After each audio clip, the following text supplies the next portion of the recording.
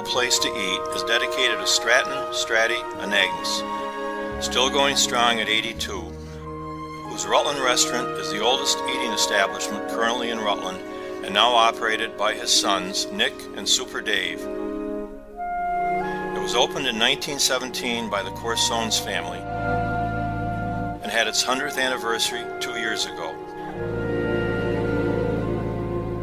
So to him, Ben and I dedicate our latest walk down Rutland's memory lane. May you enjoy this documentary about his beloved profession.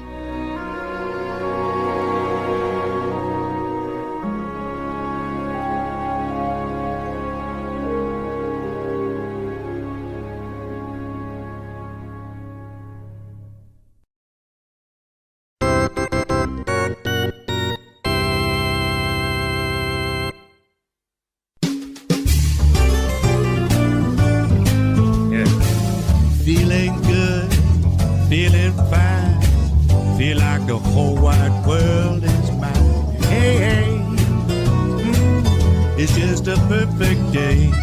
Like most human beings, Rutlanders have always liked to eat. In this documentary, Ben and I are going to remember and pay homage to favorite eating places that Rutlanders have frequented in days gone by. It's just a perfect day. I'm gonna take it easy, do what I choose. The weather's fine and she's all mine. Ain't got time to sing the blues. We're going to try to concentrate on the 1930s and on up into the 1970s. If we go beyond, we will get into too many current establishments and possibly leave someone out and cause hurt feelings, which is the last thing we want to do. Feel so good, feel so fine, feel like the whole wide world is mine. Hey, hey, it's just a perfect day. Whoa, yeah. So be sure to bring your knife and fork. The world's all right with me. And bring your appetites. Feel good. As we visit Rutland, a memorable place to eat.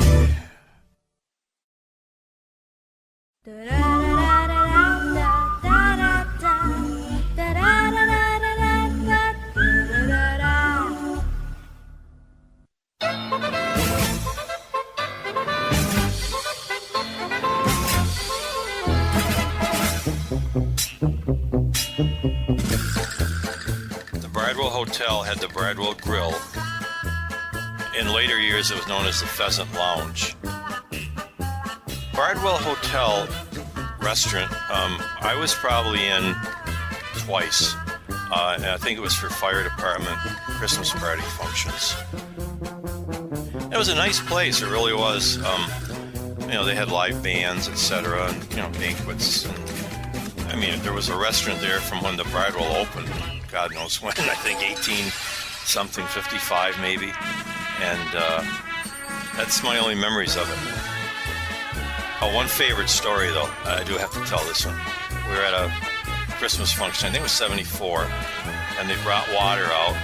And of course, I was always the one that was supposed to give a little speech. And, so I had a glass of water, and there was an ice cube in it with a fly in it. So I said, oh, okay, now who did this? Pat Hurley, or who's behind all this? Billy Wood. And all of a sudden, I realized the ice cube was melting.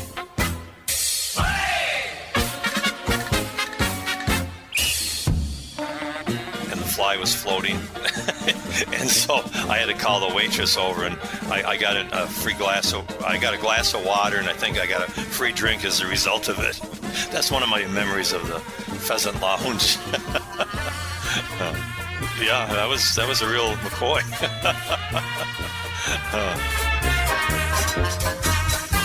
I'm just rambling on. Let's give me a martini. I'll keep going.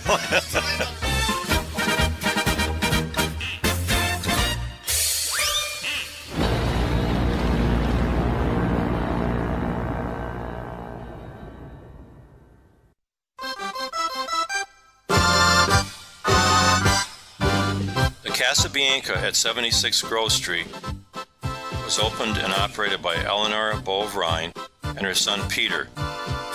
It was famous for great Italian food cooked by her in her own house. She always greeted you and made you feel at home in her home.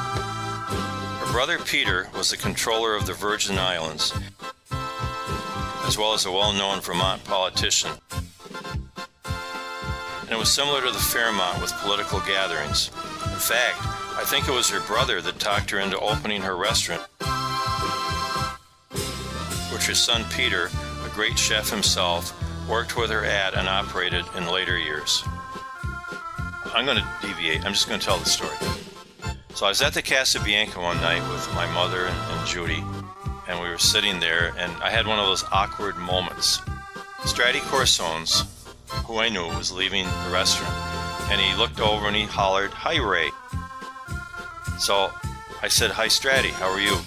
So he starts walking towards me, so I got up to shake hands with him, and he passes me by to shake hands with Father Raymond Cronin, who was sitting behind me, and I slunk back down into my chair, make a long story short. You know?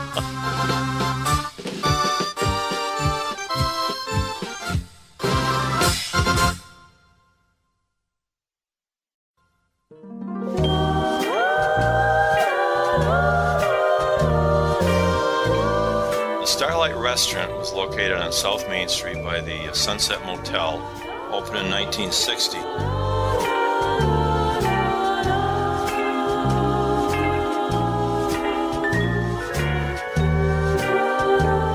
That place we were in many times. Now this gets confusing because across the road was Zeke Eddy's coffee shop.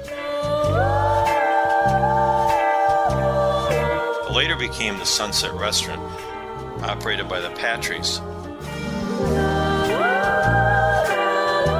When that closed, the Starlight Restaurant across the road took its name and became the Sunset Restaurant in 1964, after the Sunset Restaurant, which was across the road, closed. You got that? So we had quite a few functions down there from the fire department, mostly Christmas parties, retirement parties. The food was good, the drinks were good. I can't really tell you any particular story about it, but it was a popular restaurant.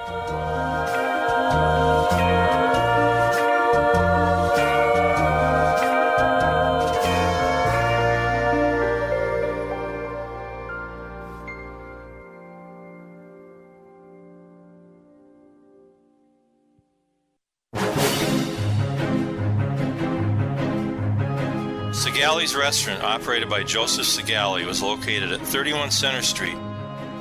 It was what they might call a bar and grill, and was opened in 1936, and it was there well until the 1970s. In 1948, Segali suffered a serious fire, which started in the kitchen and gutted the back part of the building. Of the fire photos probably taken by Aldo Morusi, there's a good one of Mr. Segali coming out of his restaurant, looking very dejected after seeing the damage caused by the fire. It was under renovation for some time, and there's a picture of it boarded up that can be seen in a 1948 Memorial Day photo taken on Center Street. In later years, it became Sabby's. Now it sits idled but remodeled, waiting for a new owner.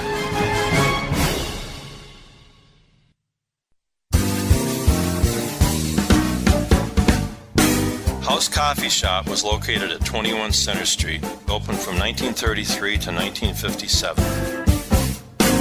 In the former House Candy Shop, which was there at least in 1911.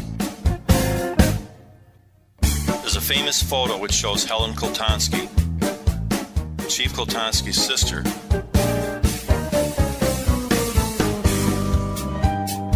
I remember it well because Mrs. LaValle would always bring the boys down when her son Clyde had a birthday party. We'd have ice cream and cake there, and then we'd go over to the Paramount and see a movie. Great memories.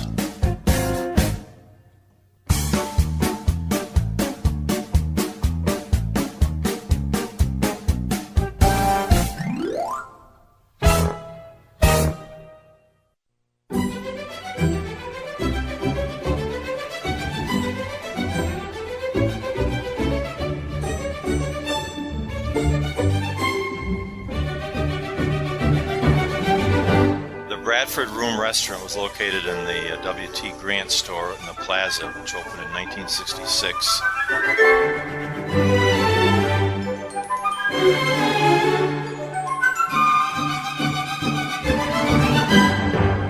And I believe it was there 10 years, and they were famous for all-you-could-eat meals. And I never ate there, so from what I hear from firemen that did, it was very good. A couple of them probably could have eaten them out of house and home, but you know, they honored their commitment, you know, to all you could eat.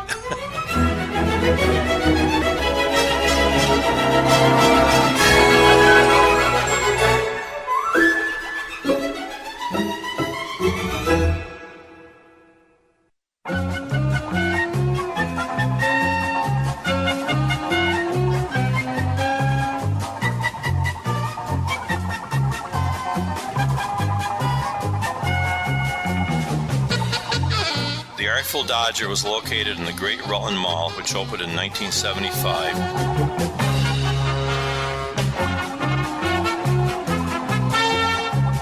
I was probably only in there twice, and usually when we went to movies or something.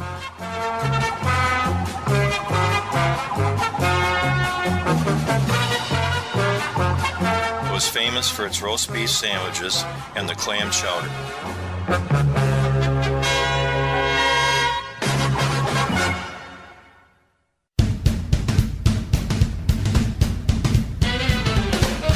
The Sirloin Saloon was a very nice restaurant located on South Main Street. It was a very popular restaurant that was operated by the Perry chain, which had other restaurants in Burlington and Manchester. It was famous for the salad bar with the green goddess dressing, the Wooden Bear family out front. I enjoyed their New York strip steak, rum and raisin ice cream. I don't know if it was Ben & Jerry's or not, but it was the best I ever had. The wait staff down at the Sirloin Saloon was excellent. They took good care of you, especially a young man named Thomas Cook, who is now a prominent member of the You're from Rutland, Vermont group, and provides me with a lot of information that I appreciate, so I thought I'd give Tom a shout out.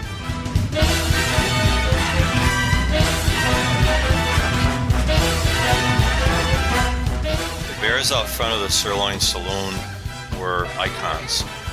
Everybody kind of looked forward to seeing what outfits they might have on. They were seasonal, they were holiday. I think we have a picture of Kevin Loso decorating them for the Visiting Nurses Association. And just an all-around nice restaurant. Tourists loved it. I was sorry to see it close.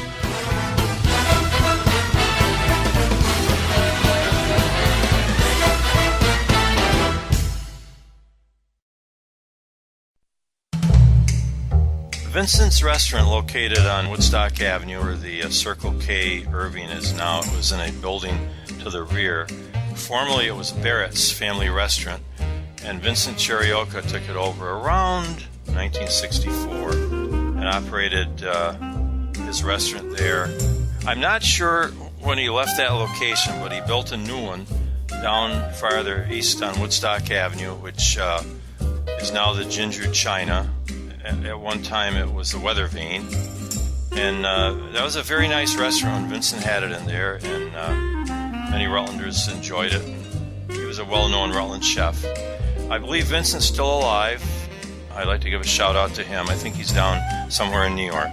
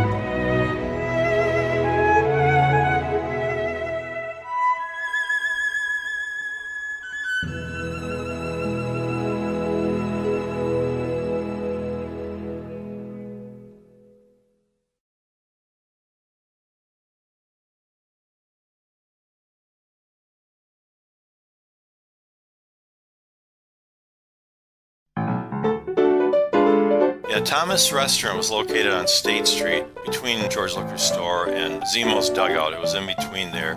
It existed probably well into the 70s. I can't tell you much about it. And attached to it at 97.5 Center Street was Thrall's Coffee Shop. And that was the real hole in the wall, literally, because you walked in there and the stools were there and the wall was there and you had walking space. It was just a little small coffee shop. Never in there, don't know too much about it, but it existed. The Knotty Pine, later Sadi's, was located north of Rutland on Route 7.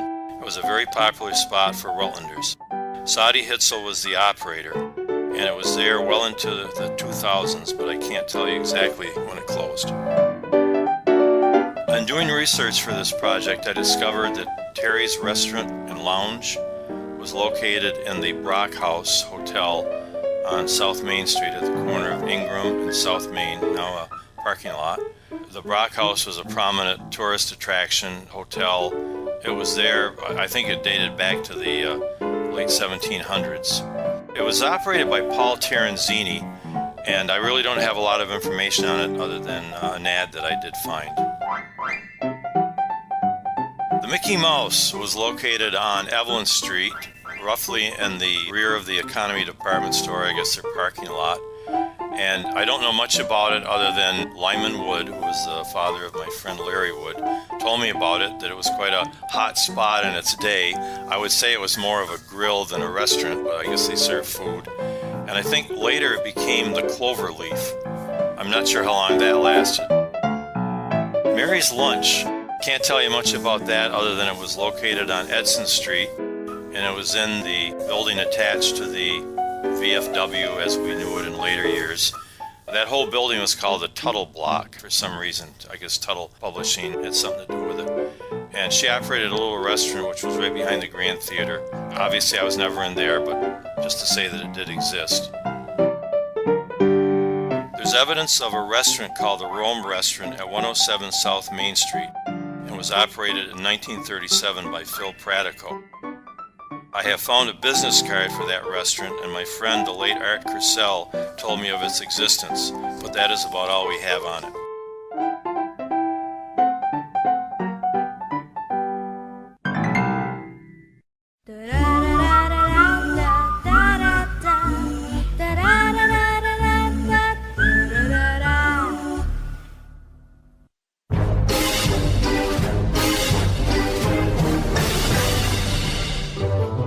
Braves Luncheonette and Soda Spa was located at 64 Merchants Row.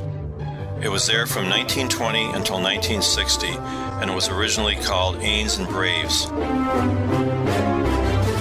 It was operated by the Braves family, and George Mish Braves was the manager until it closed in 1960. It was located next door to McClellan's at 62 Merchants Row. Now, McClellan's had been there since 1890 and was closed in 1967. It was operated by Charlie McClellan and his dad. Both of these soda fountains were frequented by many young Rutlanders, and there's a famous lamp pole that stood out in front of Braves that was autographed by many, many of them. It now stands up in the Rutland Historical Society to be viewed whenever you would like.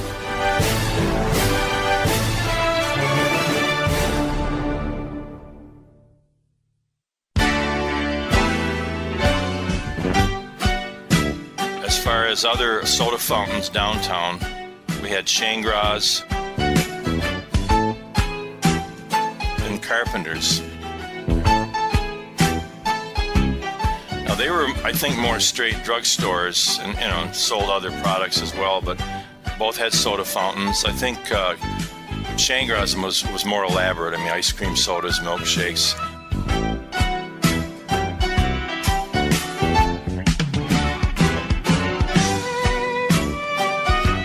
Carpenter's I can't remember too much about. I was in there a few times. I always liked the nickel cherry Cokes. They were about my price range.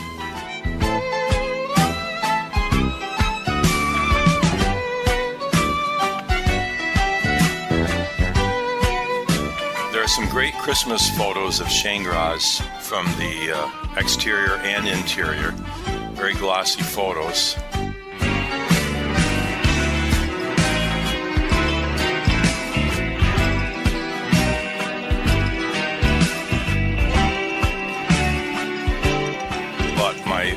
biggest surprise was seeing Shangraws actually in color in our Rutland 1941 that Ben and I produced. I narrated and Ben added the music and documentary sides to it. But to see these places in color, that for the first and only time, other than, as maybe as a teenager or something like that, it was really remarkable and a great experience.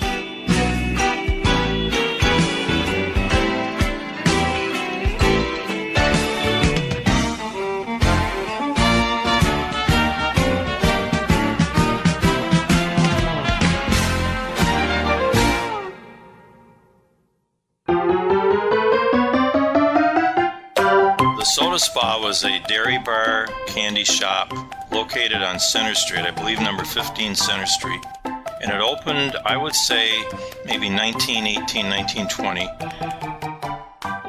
And it was a very popular spot. My mother used to go in there when she was in high school and told me how much she enjoyed it. And it was there until 1938 when it suffered a fire and never reopened after. But there's a great picture of the Soda Spa taken at night on Center Street, and you're outside looking in, and it's almost like three-dimensional. You can see somebody at the counter, and you're near the door, and your instinct is to walk into that establishment by opening that door, even though it's a photo. But it's a great photo, whoever took it.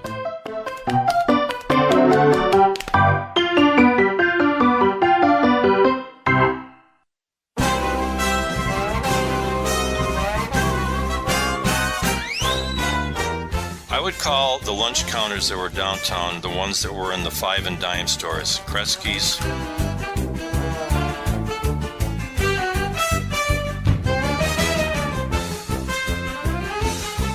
Woolworths,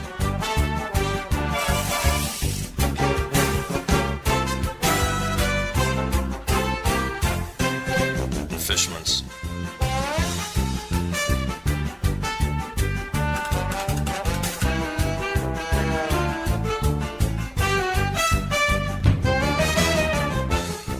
Frequented by many Rutlanders during the noon hours, and Woolworths was always famous, in my estimation, for the turkey dinner. I believe you got turkey dinner with all the fixings for about $1.59, and it was good.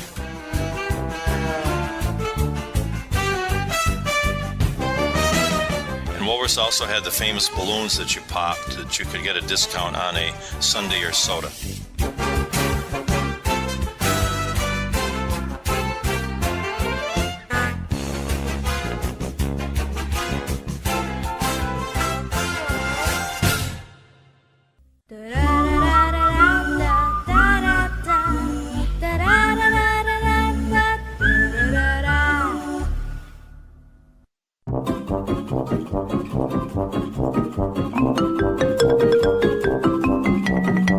Sewards Dairy Bar opened in 1947 and was operated by Roland Q. Seward.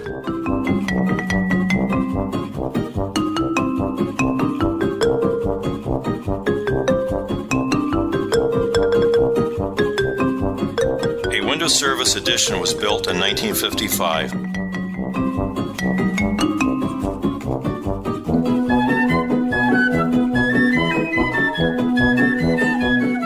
It is still there 72 years later.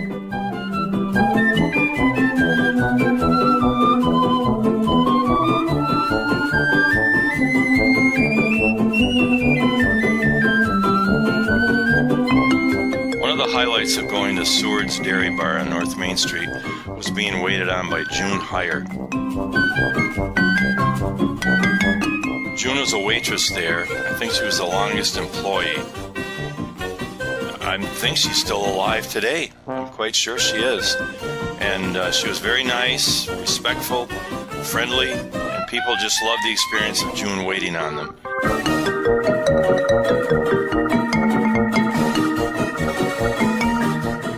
And they really didn't care what they got as long as, June brought it. So that's another great memory of the Sewards.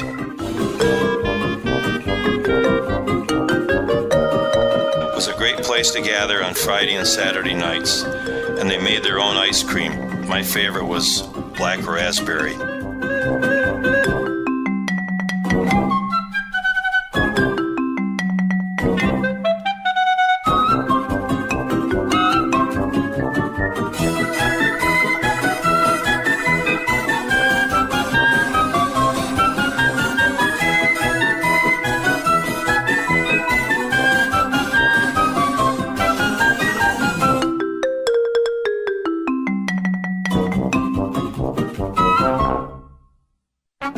Anthony's was located at the corner of Center and Wales Street and later became the Cozy Corner.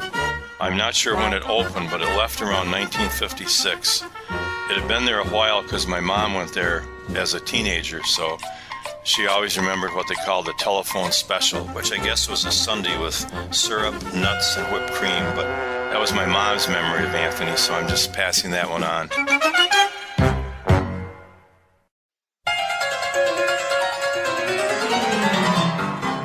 Rutland's original soft ice cream location, the Dairy Queen, opened at 155 South Main Street. When the Dairy Queen opened its second location at the corner of Williams and Grove Street in 1954, that was a big deal to me because I was able to walk down there along with the neighborhood kids, the Capellos, etc., and get a soft ice cream, which I'd never had before. I've always been to Sewards, but never had a soft ice cream cone, and you had to eat it fast on a hot day because they would melt.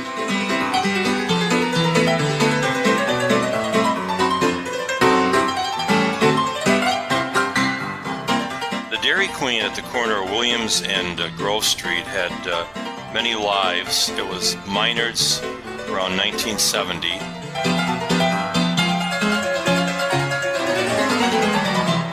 Pop's Place, probably late 70s, early 80s, operated by Gene Poplawski. That's where the pop came from.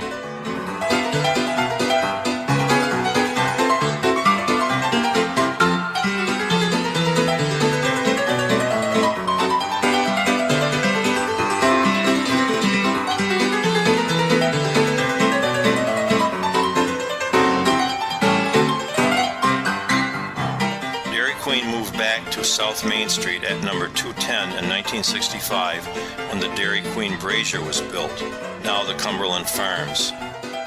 Minard's Snack Bar took over the South Main Street location and then later moved to the William Street location when Kentucky Fried Chicken was built.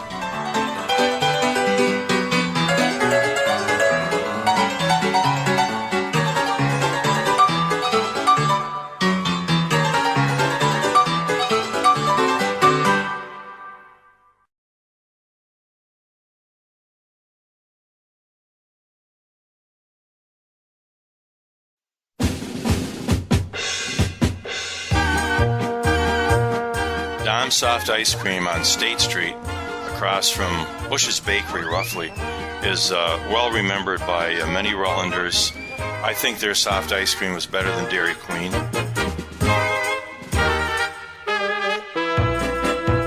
Operated by Dominic and Betty Ferrero. And I think Betty became an alderwoman. I know she was either an alderwoman or a school commissioner, one or the other. But very nice lady, and of course to a 11 or 12-year-old, very pretty lady, as I remember, blonde hair. And I liked her waiting on me better than Dom because, Dom was a nice guy, but, Betty was very attractive.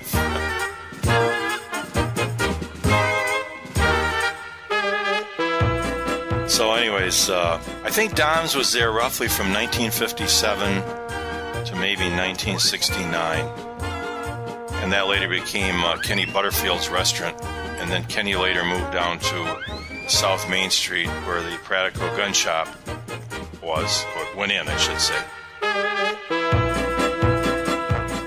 Kenny Butterfield did start at Sewards. And I can remember him waiting on me in I'm going to guess the early 60s. He was on the takeout window. And then Kenny decided that, hey, I can do this better myself. So he went up the road on Route 7 and opened the Dutch Miss Dairy Bar in 1970 on Route 7 North, and I guess what you call Mill Village, where F.W. Savage is located now. And it was a nice little snack bar, well run, very clean. Kenny was always friendly.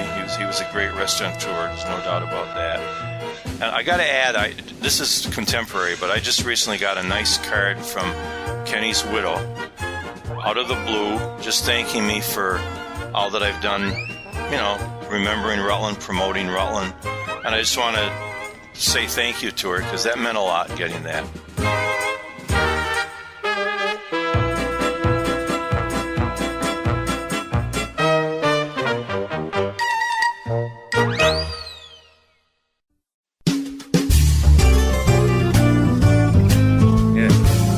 Feeling good, feeling fine, feel like the whole wide world is mine. Hey, hey, it's just a perfect day. Nothing but clear skies up above when I'm with the one I love. Hey, hey, it's just a perfect day. Gonna take it easy, do what I choose. The weather's fine and she's all mine. Ain't got time to sing the blues.